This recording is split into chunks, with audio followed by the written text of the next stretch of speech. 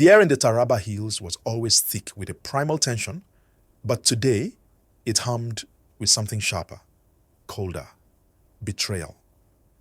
For years, Abubakar the Cobra Danjuma had ruled these rugged lands with an iron fist. His name, a chilling whisper on the lips of terrified villagers, and a roar under the war chants of his loyal bandits. His stronghold, a labyrinthine series of caves hidden deep within the treacherous Mambila Plateau, was deemed impregnable. His reign of terror, fueled by an arsenal of smuggled weapons, seemed destined to last forever. But the Cobra had a blind spot, a weakness he never accounted for: his wife, Aisha. Aisha was not like the other women in Abubakar's camp. She had been taken during one of his raids, a quiet beauty from a farming village, her spirit unbroken despite her forced circumstances. She bore him 2 children, played the part of the dutiful wife, and watched, her heart a stone, as Abubakar's men brought more despair, more blood, more stolen lives to the surrounding communities. Each passing atrocity chipped away at her resolve, replacing fear with a simmering hatred. The final straw had been the raid on her own ancestral village, a brutal assault that left her elderly mother homeless and her childhood home in ashes. That night, as Abubakar slept beside her, a heavy, self-satisfied snore rattling the makeshift walls of the tent, Aisha made her decision. She knew the risks. Discovery meant a swift, brutal death, not just for her, but for her children. But the thought of her mother's tear-streaked face and the innocent faces of the children Abubakar's men had orphaned steeled her resolve. Her opportunity came disguised as a mundane errand. Aisha was permitted under strict guard to visit a nearby market town, a rare privilege granted for essential supplies. It was there, amidst the cacophony of vendors and weary shoppers, that she spotted him. A young soldier barely out of his teens, buying provisions. His eyes held a flicker of the hope she had long thought extinguished. With a pounding heart, Aisha feigned a stumble, brushing past him. In that fleeting second, a tiny folded piece of cloth, wrapped around a smooth river stone, slipped from her palm into his outstretched hand. It contained a crudely drawn map, a series of symbols only she and Abubakar knew.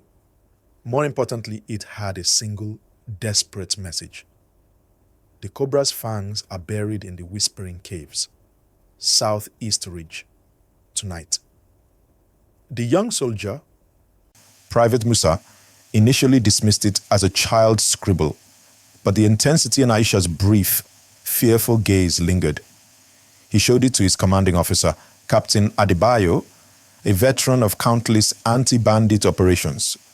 Adebayo, a man who trusted instinct above all else, recognized the authenticity of the fear in the drawing. The Whispering Caves was a local legend, a place no one dared approach. The betrayal sent shockwaves through the Nigerian Army's Taraba sector. Intelligence had long struggled to pinpoint Abubakar's main armory. Now, they had a lead, a desperate plea from the lion's den itself. A covert operation was swiftly mounted.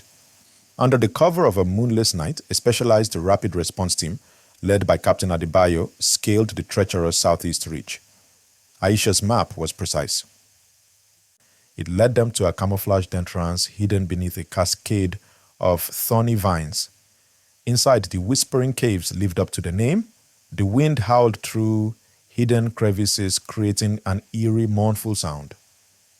But what they found silenced even the wind's lament. Crates upon crates of automatic rifles, stacks of ammunition, rocket-propelled grenades, and even a cache of improvised explosive devices. It was enough firepower to wage a small war, enough to keep Taraba bleeding for years. The raid was swift and decisive. The element of surprise, coupled with the precise intel, crippled Abubakar's ability to retaliate effectively. While Abubakar himself managed to escape into the night, the heart of his terror machine had been ripped out. His men, demoralized and disarmed, scattered. The next morning, as news of the raid spread like wildfire, the relief in Taraba was palpable. The cobra's fangs had been extracted not by a frontal assault, but by the quiet courage of a woman who chose defiance over despair. Aisha, meanwhile, vanished with her children under the protection of the army, her identity a closely guarded secret. Her act of betrayal, born from unimaginable suffering, became the silent catalyst for freedom, a testament to the power of one individual to change the tide of war, one secret whisper at a time.